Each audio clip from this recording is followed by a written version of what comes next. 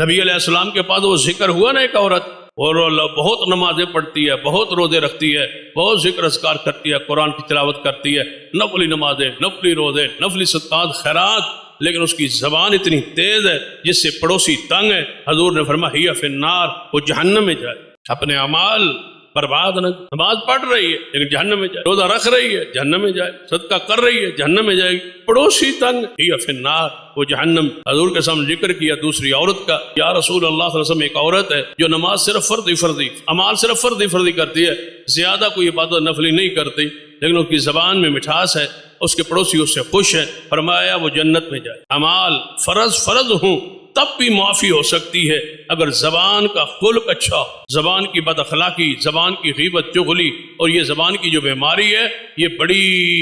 بری بیماری، جس کو لگ جائے یہ زبان چلنے والی بیماری، یہ غیبت والی بیماری، یہ چغلی والی بیماری، اس کو سکون ہی نہیں آتا، نیند ہی نہیں آتی جب تک کوئی بندہ بیٹھے نہ اور وہ غیبت نہ کرے۔ بیماری ہے یہ منہ کی بواسیر ہے، جو ہر وقت منہ پہ چلتا رہتا ہے اور اس کے ذہن میں ہوتا ہے کوئی نہ کوئی گند میں زبان سے نکالوں، پیپ نکلتی رہتی، لوگوں کا خون کھاتا رہتا ہے، پیتا رہتا ہے۔